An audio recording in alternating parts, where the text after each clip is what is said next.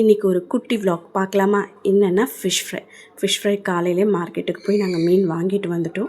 இதில் என்ன ஸ்பெஷல் அப்படின்னு சொன்னால், ஒரு தடவை நான் ஊருக்கு போயிருந்தப்போ அந்த பஸ் ஸ்டாப்பில் சாப்பிட்றதுக்காக டைம் கிடச்சிச்சு. அப்போ அந்த அக்கா ஒரு ஃபிஷ் ஃப்ரை பண்ணியிருந்தாங்க.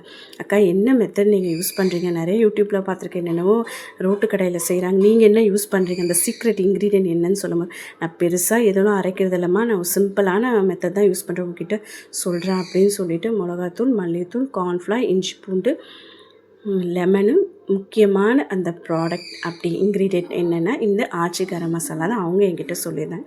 அதனால தான் நான் உங்ககிட்ட பேக்கெட்டோடு நான் காமிச்சேன். இந்த மசாலா யூஸ் பண்ணி நீ ஃபிஷ் ஃப்ரை ஒரு தரம் பண்ணி பார்த்தோம் பசங்களுக்கு கொடுமா, கண்டிப்பாக அந்த பசங்களுக்கு டேஸ்ட்டு பிடிச்சிரும்னாங்க.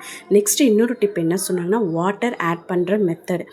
கொஞ்சமாக தண்ணி தெளித்து அந்த தண்ணியிலையே எல்லா மசாலாவையும் ஃபஸ்ட்டு மிக்ஸ் பண்ணுமா, நல்லா மிக்ஸ் பண்ணிவிட்டு துவையல் அரைச்ச மாதிரி தண்ணியை தெளித்து மிக்ஸ் பண்ணி எடுத்து பார்த்து கையில் உருட்டினா கையில் ஒட்டாமல் வந்துருச்சுன்னா அந்த மசாலா, நீ நெக்ஸ்ட்டு மீனில் அப்ளை பண்ணும் போது அந்த மசாலா என்ன சொல்கிறது, மீனை விட்டு பிரியாமல் நம்ம எண்ணெயில் போட்டு பொரிச்சு எடுத்தாலும் அது மீனோட தான் ஒட்டி இருக்கும் அப்படின்னு சொன்னாங்க. ஆனால் மீனில் கண்டிப்பாக தண்ணியே இல்லாமல் நல்லா வடிச்சிட்டு நம்ம மசாலாவை அப்ளை பண்ணனா எண்ணெய் நிறைய செல்லாதுனாங்க.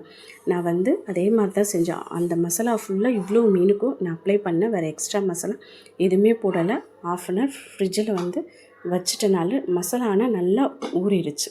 ஊறினதுக்கப்புறம் பொரித்து எடுத்தேன். நான் வைக்கும் போது மசாலா எண்ணெயில் போடலை. நான் எண்ணெயும் ரொம்ப கம்மியாக தான் செஞ்சேன். ஃப்ரை பண்ணியாச்சு. பாருங்கள் நீங்களே, மசாலா எதுவுமே நான் என்ன அப்ளை பண்ணேனோ அது அப்படியே மீனில் ஒட்டிகிட்ருக்கு. பேனில் போகவே இல்லை. உண்மையாகவே ரொம்ப டேஸ்டியாக இருந்துச்சு.